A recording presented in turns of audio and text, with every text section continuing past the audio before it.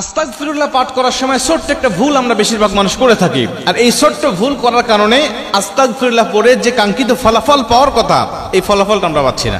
আস্তাগফিরুল্লাহ পড়লে কত ফজিলতের কথা আমরা জানি, কিন্তু ফজিলতগুলো আমরা অনেকেই পাই না। আস্তাগফিরুল্লাহ পাঠ করলে নবীজি বলেন তাকে মুস্তাজাবুদ দাওয়া বানিয়ে দেওয়া হয়। ও ব্যক্তির দোয়া করলেই আল্লাহ পাক তার দোয়াটা কবুল করে নেয়।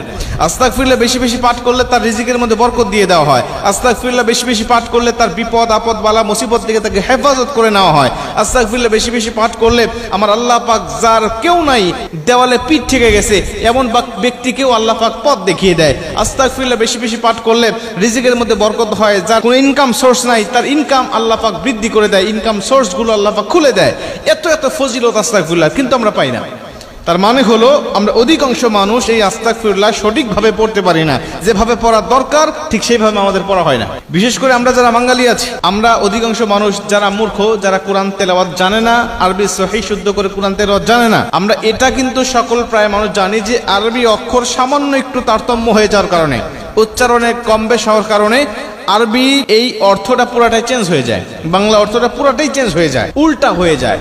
এমনও ক্ষেত্রে আছে যে উল্টা হয়ে যায়। আস্তাগফিরুল্লাহ বলার সময় আমাদের ছোট্ট যে ভুলটা হয় সেটা হলো অধিকাংশ মানুষ আমরা বলে থাকি আস্তাগফিরুল্লাহ আস্তাগফিরুল্লাহ। এই কথাটা একটু কমন হয়ে গেছে, অনেক শিক্ষিত মানুষ এই ভুলটা করে থাকে। আস্তাগফিরুল্লাহ আস্তাগফিরুল্লাহ, এখানে আস্তাগফিরুল্লাহ অর্থাৎ হলো এখানে গাইন, তা গিয়ে গাইনকে ধরেছে, তা গাইন যাবর তাগ আস্তাগফিরুল্লাহ। অথচ আমরা অনেক মানুষ এই গাইনের জায়গায় আমরা ক লাগাই দেই, কাফ লাগাই দেই, গয়ের জায়গায় আমরা ক লাগাই দিয়ে আস্তাগফিরুল্লাহ আস্তাগফিরুল্লাহ বলি। এখন দেখেন এই দুইটার ভিতরে কতটা তারতম্য, এই দুইটা অর্থে কতটা বেশ কম হয়ে যায়। আস্তাগফিরুল্লাহ যখন আপনি পাঠ করবেন তখন এর অর্থটা হবে যে আমি আল্লাহ পাকের কাছে ক্ষমা প্রার্থনা করছি। আর ইস্তেগফার মানে তো ক্ষমা প্রার্থনা করা। আমি আল্লাহ পাকের কাছে ক্ষমা প্রার্থনা করছি, আল্লাহ তুমি আমাকে ক্ষমা করে দাও, আমাকে মাফ করে দাও। আমি বিভিন্ন বিষয় নিয়ে আল্লাহ পাকের কাছে আমি ইস্তেগফার পাঠ করছি, আমার যাবতীয় জীবনে ও গুনাহের জন্য অনুতপ্ত হয়ে আল্লাহ পাকের কাছে আমি মাফ চাচ্ছি। কিন্তু আপনি যখন আস্তাগফিরুল্লাহ পাঠ করবেন এর অর্থটা হয়ে যাবে যে আমি আল্লাহ পাকের কাছে কুফরি করতে যাচ্ছি, আমি আল্লাহ পাকের কাছে কাফের হতে যাচ্ছি। দেখেন, একটা হলো ক্ষমা চাচ্ছি আর একটা হলো কুফরি করতে চাচ্ছি। দুইটার অর্থ পুরাটাই চেঞ্জ শুধু নয় বরং উল্টা হয়ে গেছে। সূরা ফাতিহা পড়ার সময় আমরা বলি আলহামদুলিল্লাহি রাব্বিল আলামিন, এখানে হায় হতি অনেক মানুষ আছে এখানে বড় হা না ব্যবহার করে ছোট হা আলহামদুলিল্লাহি রাব্বিল আলামিন, এর অর্থটাও পুরাটা চেঞ্জ হয়ে যায়, মানে উল্টা হয়ে যায়। কুল হু আল্লাহু আহাদ, সূরা ইখলাস পড়ার সময় ভুলটা আমাদের হয়ে থাকে। কুল মানে হলো বলো, কুল মানে হলো খাওয়া।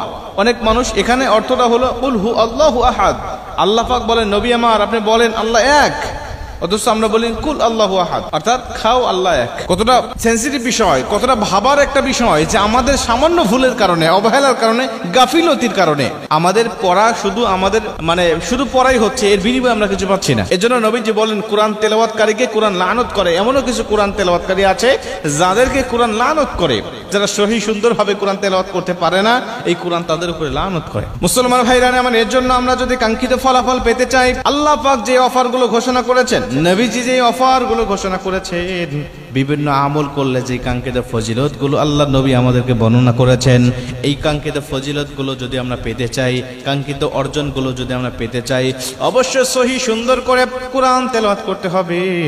দোয়া মাসনুন দোয়া যেগুলো আছে এগুলো সহি সুন্দর করে আমাদের শিখতে হবে।